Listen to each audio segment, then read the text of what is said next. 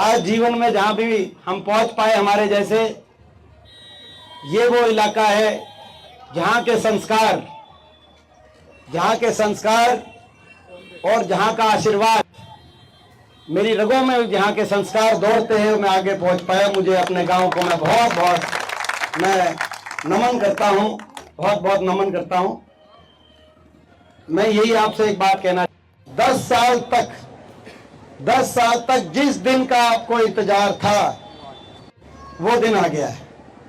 आ गया कि नहीं आ गया? 10 साल से इंतजार जिस दिन का था आपको, बीजेपी की अन्यायी सरकार, अत्याचारी सरकार, हरियाणा का नुकसान करने वाली सरकार, भाई को भाई से उलझाने वाली सरकार, हरियाणा को विकास की पटरी से उतारने वाली सरकार,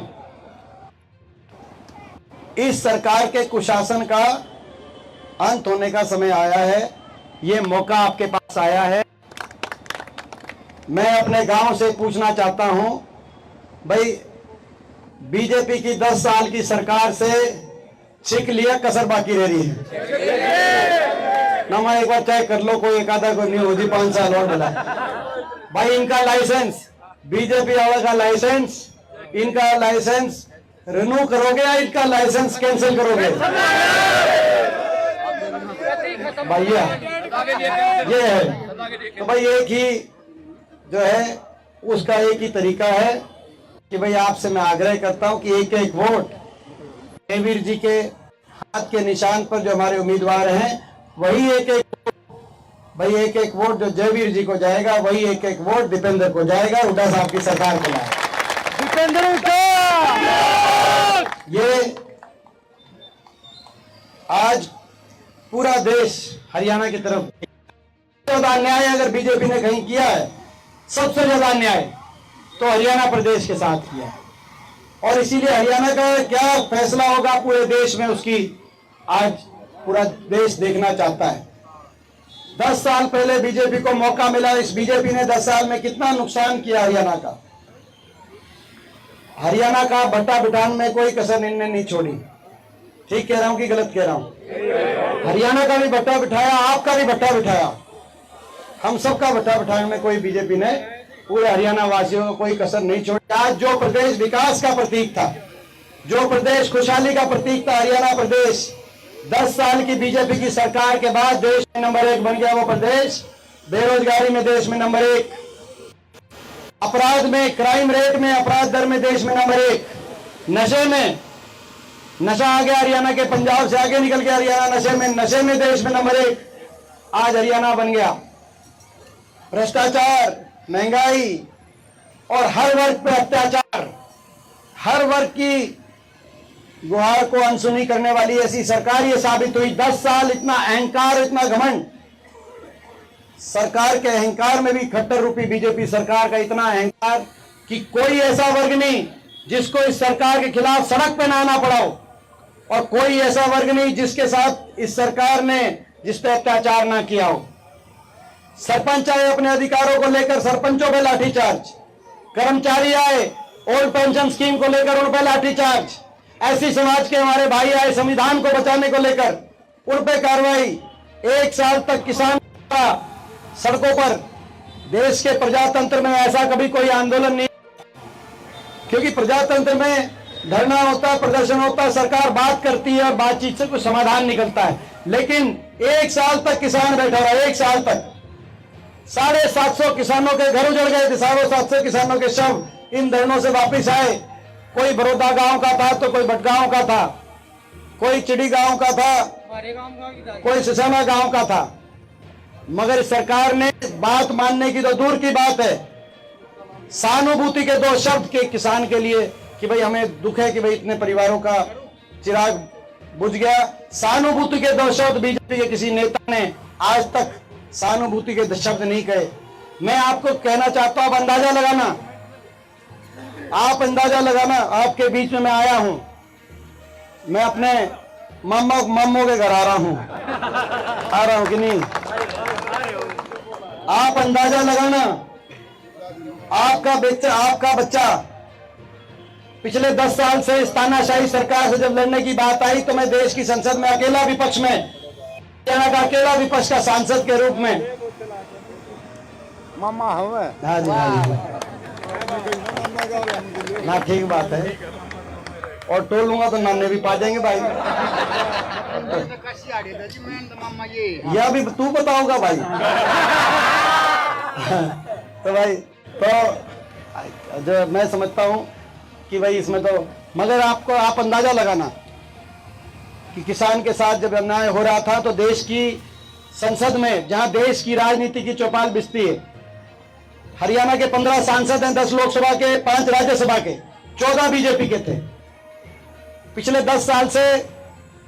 अब तो इस बार आपने बहुत आशीर्वाद दिया, यहां से सतपाल भंडारी जी को जो भेजा, 5 सांसद तक करके हमें वहां पर विपक्ष खड़ा किया आपने, मैं धन्यवाद करता हूं आपका।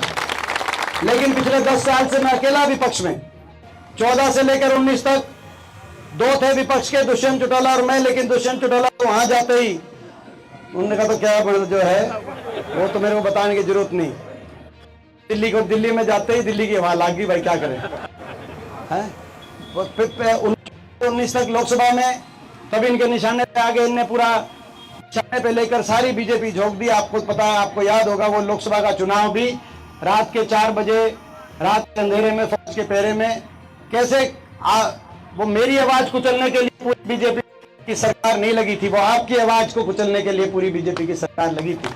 मैं तो क्या बालक, लेकिन आपकी आवाज उठाता था। उसके बाद लेकिन राज्यसभा में जाने का अवसर मिला, क्योंकि यहां से आपने जयवीर जैसे हमारे साथी और हमें विधायक भेजे, तो 3-4 महीने के बाद राज्यसभा के भेजा और अकेला विपक्ष में दोबारा से 5 साल मेरे को वहां पे।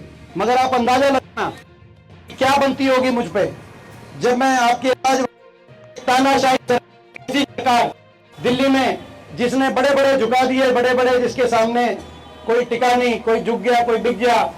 2014 में जब मैं विपक्ष में बैठता था तो मैं देखता था मेरे साथ दुष्यंत चौटाला, एक तरफ सिंधिया बैठ, लेकिन धीरे धीरे करके, लेकिन ईमानदारी से खड़ा रहा। और जब लड़ाई लड़ने की बात आई, जब मैंने उठ के कहा कि जी किसानों की बात नहीं मानते तो कम से कम किसानों को के लिए सहानुभूति के 2 देश की बीजेपी टूट के पड़ी होगी। कितना अकेलापन मैंने महसूस किया होगा। दिल्ली के 4 तरफ हम बैठे थे, लेकिन दिल्ली के 10 किलोमीटर दूर अंदर जाके जब देश की पंचायत में बात उठाने की बात होगी तो जो तिरस्कार होता होगा, मेरा जो तो तिरस्कार होता होगा, वो मेरा तिरस्कार नहीं हो रहा था, वो आपका हो रहा था। और इस बात के लिए मैं इनके जो है निशाने पे आ रहा था कि मैं आपकी आवाज वहां पे उठा रहा था। कितना अकेलापन आपके इस बच्चे ने महसूस किया होगा, उस बात को आप समझना। और मैं आपको ये कहना चाहता हूं, अब मौका है, अब अकेले मत पढ़ने देना सिसाना वाला। हमने अभी सरकार जो है बनाने में यहाँ से अपने घर से पूरी आपकी मदद आज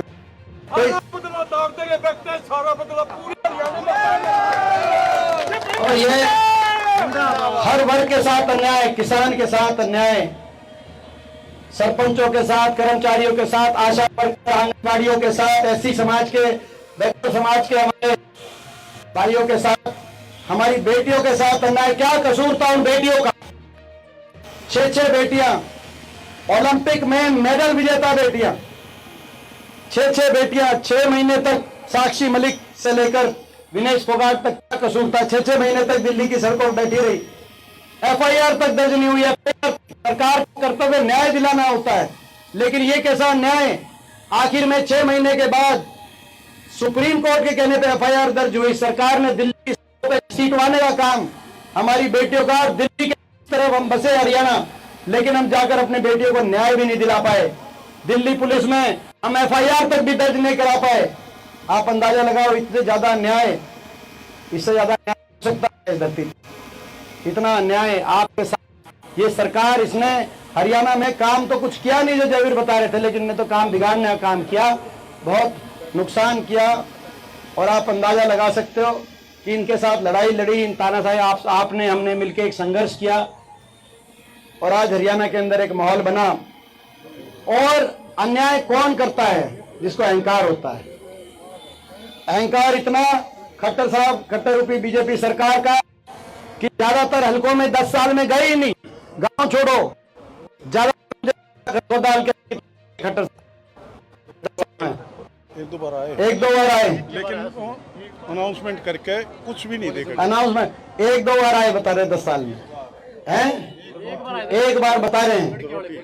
लड़के वाले कॉलेज में जो हमारे टाइम बना था उसमें आए होंगे, तो एक बार आए 10 साल में। आप अंदाजा लगाओ 10 साल में एक बार आए। और भाई मैं तो ये कह सकता हूँ खरखोदा हल्के में अगर 10 दिन में एक बार ना आऊं तो भाई ना तो थारा जी लगेगा ना मेरा जी लगेगा। भाई ये अपने पढ़ाई की चिंता ही नहीं उनको इस इलाके की। 10 साल में एक बार आए कि 2 बार आए, मतलब कहने का मतलब ये है। और बीजेपी को भी पता चल गया कि आज हरियाणा की जनता में बड़ा रोष है सरकार को, क्योंकि गरीब आदमी की सारी स्कीम बंद कर दी। गरीब आदमी को उलझा दिया कागजों में, पोर्टलों में, आईडी में, फैमिली आईडी में, प्रॉपर्टी आईडी में। हरियाणा की जनता को उलझा दिया, सारी स्कीम खत्म कर दी। हरियाणा के नौजवान को उलझा दिया सीटी में, कच्ची भर्तियों में। हरियाणा को कच्ची भर्ती की राजधानी बना दिया। 10 साल में आपने देखा बीजेपी पक्की नौकरी खागी कि नहीं खागी? बीजेपी खागी जी। 5 साल तक कोई पक्की न, 2 लाख सरकारी पद समाप्त कर दिए। सीटी में ऐसा उलझाया नौजवानों को आज आपके सामने है। हरियाणा की जनता का इतना अपमान किया, हर वर्ग का अपमान किया, हरियाणा का इतना नुकसान किया कि हरियाणा की जनता में जब नाराजगी इतनी बढ़ गई, बीजेपी हाईकमांड के पास रिपोर्ट गई कि ज्यादा नाराजगी हो गई। अब कुछ नहर में तो पानी आता है, नहर में पानी, नहर की पानी नहीं आया। और आपको भी पता है पानी लाने का क्या तरीका है, तो आपको ही पता है। नहीं देखी, मगर जब ये पता चला कि हरियाणा में ज्यादा नाराजगी होगी तो क्या किया इन्होंने? अपने मुख्यमंत्री का चेहरा बदल दिया। बदल दिया कि नहीं बदल दिया? जिस सेनापति को 10 साल तक फौज की कमांड दे रखी थी, जब युद्ध का बिगुल बजा बोला इसको हटाओ दूसरे को बिठाओ, अपना उप मुख्यमंत्री बदल दिया। बदल दिया कि नहीं बदल दिया उप मुख्यमंत्री? और वो भी ऐसा लूट का समझौता था इनका आपस में। जिस दिन हटाया उप मुख्यमंत्री को, दुष्यंत चौटाला का बयान आया। दुष्यंत चौटाला का बयान आया क्योंकि यहाँ का कैंडिडेट है, वो भी मेरे ख्याल उसी की पार्टी में था, बीजेपी में जा रहा है। हाँ, तो दुष्यंत चौटाला का बयान आया जिस दिन हटे, बोला बयान आया, बोला बीजेपी के घोटालों के राज बताएंगे। और खट्टर साहब का बयान आया, दुष्यंत चौटाला के घोटालों की जांच कराएंगे आप। और फिर दोनों का बयान आगे नहीं आया। आपने पहले दिन उनका बयान था कि बीजेपी के सारे घोटाले बताए, भाई इसके घोटालों की जांच कराएंगे। फिर तो मतलब मिलके लूट के 5 साल भट्टा हरियाणा का बिठा दिया, जनता का बिठा दिया। देश में सबसे ज्यादा बेरोजगारी, कोई कारण है दिल्ली के 3 बसे हुए हमसे इतनी ज्यादा बेरोजगारी हरियाणा के अंदर, बहुत नुकसान कर दिया।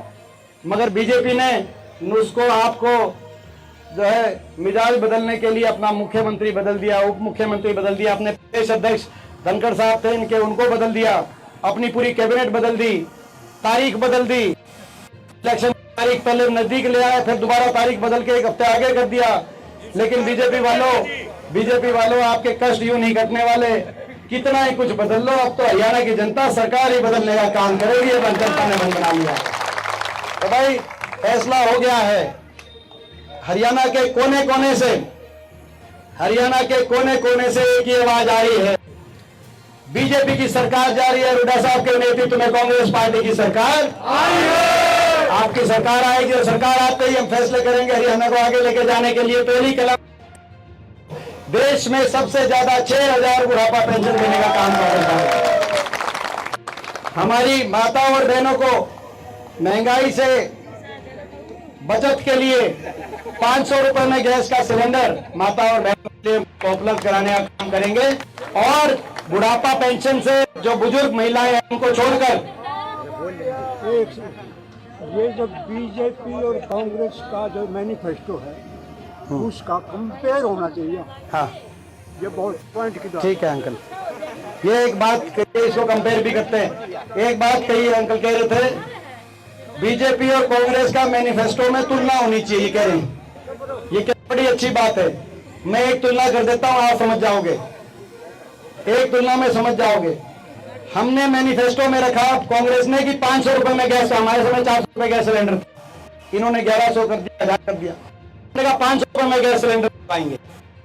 फिर बीजेपी का कल मैनिफेस्टो आया, बीजेपी ने भी कह दिया हम 500 में दिलवाएंगे। तो भाई तुलना तो बराबर, लेकिन फर्क बताऊं क्या है? जब हमने 500 रुपए सिलेंडर कहा था तो ये कहते थे तो रेवड़ी बांट रहे हैं कांग्रेस वाले। ये अगर वो रेवड़ी बांट रहे थे तो तुमने क्यों कर दिया 500 रुपए सिलेंडर का वादा? और अगर ये नहीं बांट रहे थे तो 10 साल हमारी माताओं बहनों पे 1100 सिलेंडर पे रोटी क्यों हुआ ही 10 साल में, बताओ भाई, ये फर्क है। ईद तो तुम भी हमारी बात कह दोगे, मगर 10 साल क्या, इनका तो ये देखना पड़ेगा भाई करा क्या। ऐसे हमारी माताओं बहनों को जिनकी बड़े बुजुर्ग बुढ़ापा पेंशन के अलावा बाकी कम उम्र की माताओं को घर चलाने का काम करती है हमारी माताएं बहनें, महंगाई से बचत के लिए 2000 इनकी महालक्ष्मी योजना के साथ 2000 पेंशन अलग से 18 साल से लेकर और बुढ़ापे मतलब कहते हैं बुढ़ापा पेंशन की उम्र तक, तो है भाई 2000 हर महिला को 2000 का ये करना काम करेंगे। 300 यूनिट बिजली में राहत जो दिल्ली ने दी उस तरीके से राहत देने का काम करेंगे। किसान को MSP की गारंटी, कर्मचारी को ओल्ड पेंशन स्कीम और 2 लाख सरकारी पद जो छोड़े हैं पहली कलम से 2 लाख पक्की भर्ती हमारे नौजवानों को देकर दिलवाने का हम काम करेंगे। हमारे SC समाज, बैकवर्ड समाज को और BPL 36 बिरादरी को दोबारा से महात्मा गांधी ग्रामीण बस्ती योजना के माध्यम से जो प्लॉट और प्लॉट के साथ साथ जरूरतमंद को इंदिरा आवास योजना में उनके मकान देने का, दिलवाने का हम कार्य करेंगे। ये हमारी और हर वर्ग के लिए, हर वर्ग आगे लेके जाओ खिलाड़ियों को हैं। और भाई ये जो पोर्टल है, ये जन विरोधी पोर्टल है भाई, ये जो जिसकी वजह से अफसरों के चक्कर आपको काटने पड़ते हैं, दफ्तरों के चक्कर काटने पड़ते हैं, ये जन विरोधी पोर्टल है। और अफसरों को हरियाणा के नागरिक के चक्कर काटने पड़ेंगे, आपके घर पे दरवाजे पे आपको सुविधाएं देने के लिए अफसरों को आना पड़ेगा। तो ये मौका है। मैं ये कहना चाहता हूँ एक बात आपसे, अब मैं हल्के पे आता हूँ, ये तो चलो हरियाणा की बात होगी, ये मेरा अपना इलाका है, ये हमारा अपना इलाका है। आज पूरा देश हरियाणा की तरफ देख रहा है क्या फैसला होगा, लेकिन पूरा हरियाणा आज आपकी तरफ देख रहा है कि हुड्डा साहब का इलाका जो कहलाता है, जहां के हुड्डा साहब का घर है, जहां का दीपेंद्र है, वो इलाका का फैसला देता है। बड़ी मुश्किल से ये मौका आया है, ये बड़ी मुश्किल से मौका आया है। चूकना मत, चूकोगे तो नहीं, क्योंकि मेरी एक बात गांठ बांध के एक बात रख लेना अपने पास। अपने बड़े बुजुर्गों को मैं कह रहा हूं, तारा बाबा, एक बात, देश की राजनीति में मैंने करीब से, मेरी छोटी उम्र है लेकिन मेरा तजुर्बा हुआ, मैंने सरकार भी देखी है और विपक्ष में भी तानाशाही ताकतों के आगे मैंने देखा है कि उनकी आंखों में डाल के आंख। भाई एक ये मौका जो है बड़ी मुश्किलों से मौका आया है, अभी नहीं तो कभी नहीं, इस बात को आप अपना समझना जो मैं आपको ये बात कह रहा हूं, अभी नहीं तो कभी नहीं। कुछ लोग आएंगे आपके बीच में, लेकिन किसी भी बात को कोई बात आए तो भाई आपको जो है भाई हमारी कहानी देखनी है, बात हमको देखना है। आपकी एक एक वोट हरियाणा की अगली सरकार बनाने के लिए जानी चाहिए। जहां तक जयवीर जी की बात है, जयवीर जी की भी मैं बात बताऊं। भाई ये जयवीर जी भाई इतने वर्षों से हमारे साथ हैं। ईमानदारी और वफादारी 2 चीज होती है भाई, ईमानदारी और वफादारी। क्यों? क्योंकि आपने देखा ये ऐसी तानाशाही ताकतें, देश में एक मंत्री का बयान आया बीजेपी के, हरियाणा के मंत्री का, आपने देखा होगा। और बयान देखा था कि नहीं देखा था? हरियाणा के एक मंत्री JP दलाल का बयान था कि भाई लोग कोई फैसला कर लें, हम तोड़ देंगे। यही बात थी ना? बोला भाई जुकर हमने महाराष्ट्र की सरकार तोड़ दी, हमने फलानी सरकार तोड़ दी, हम तोड़ देंगे। तो भाई जब ये एक बात ये कह रहे हैं तो भाई हमें, तो इसीलिए हमें ऐसे साथियों की जरूरत है जिनको जहां खड़ा करें वो वहीं खड़े रहें।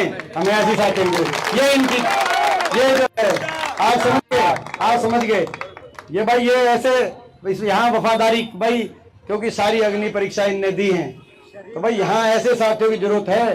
तो रहेगी जी दीपेंद्र जी, हाँ जी, शरीफदारी रहेगी। हाँ, शराफत तो है ही। तो बोला जी कितना भाई सारी सुने जाते हैं ये बात तो पत्रकार कहे हैं ना, मैं तो कह रहा हूँ। बोला भाई कितना ही कुछ बोला खैर सुने जाते हैं, तो शरीफ भी है। मगर जो सबसे बड़ी बात मैंने आपको बताई, सरकार आपकी सरकार तो पिछली बार भी बन गई थी, 40 सीटें रुक गई थी बीजेपी, 75 पार के नारे की हवा निकल गई थी। लेकिन क्या हुआ? सरकार दोबारा कैसे बनी? सरकार दोबारा बनी, दुष्यंत चौटाला 10 MLA लेके भाग गया, कई निर्दलीय भाग गए।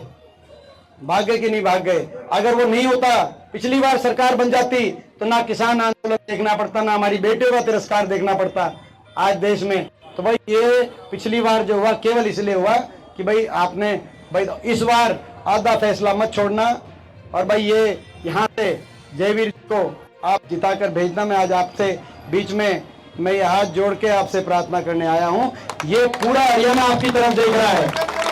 देखो पूरा देश तो देखेगा हरियाणा की तरफ कि हरियाणा वासी किस तरफ खड़े हैं। 750 किसानों की जान की कुर्बानी लेने वाली सरकार की तरफ। मैंने इसीलिए बोला था कि यहाँ से जो उम्मीदवार हैं, यहाँ से जो बीजेपी के उम्मीदवार हैं, वो उस समय दुष्यंत चौटाला की पार्टी में थे, जब किसानों की जान की कुर्बानी हो रही थी।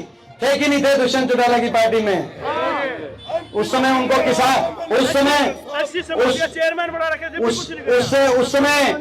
उस समय उनको किसान नहीं दिखाई दिया, जब किसानों की जान कुर्बान हो रही थी। जब हमारे पहलवानों को घसीटा जा रहा था, उस समय उनको पहलवान और हमारी बेटियां दिखाई नहीं दी। जब संविधान को कुचला जा रहा था, तो इन कैंडिडेट्स को संविधान नहीं दिखाई दिया जो बीजेपी के कैंडिडेट बन के आए हैं। ना जवान दिखाई दिया, ना किसान, ना पहलवान, ना संविधान। और आज आपके बीच में जब आएंगे, किस मुंह से आएंगे?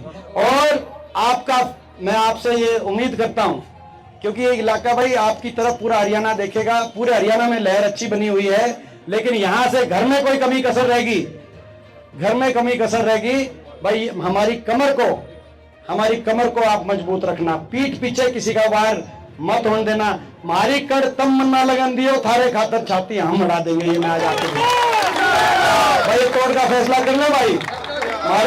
मारी कर एक बार पूरी जनता है कलोई के बाद अगर कोई दूसरा विधायक बनेगा, सबसे ज्यादा वोटों से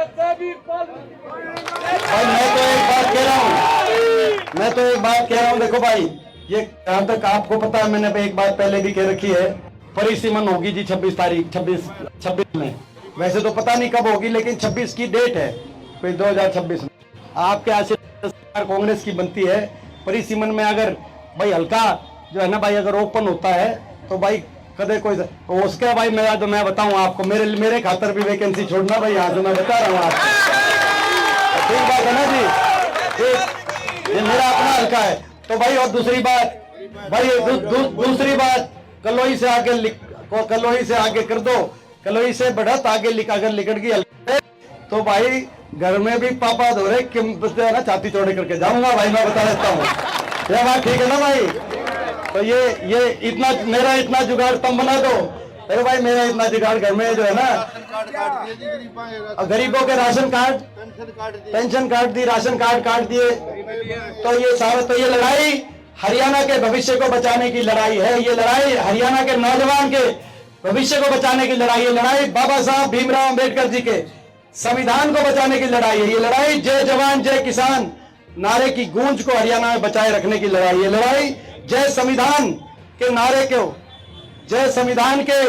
नारे की गूंज को बचाए रखने की लड़ाई। आपने देखा संसद में जब जय संविधान का नारा लिया सारे विपक्ष के सांसदों ने, तो लोकसभा स्पीकर ने बीजेपी सारी तिलमिलाई, और लोकसभा स्पीकर ने ये कहा कि नहीं कहा कि भाई ये जय संविधान का ये नारा ठीक नहीं है। और जब उन्होंने ये कहा तो 550 सांसदों में अकेला एक तुम्हारा भांजा था कि नहीं था जो खड़ा हो गया वहां से कि भाई ये जय संविधान के नारे पे देश चलता है, इस पर कोई आपत्ति नहीं होनी चाहिए। तो ये लड़ाई सभी हर वर्ग की खुशहाली की लड़ाई है। और मैं जो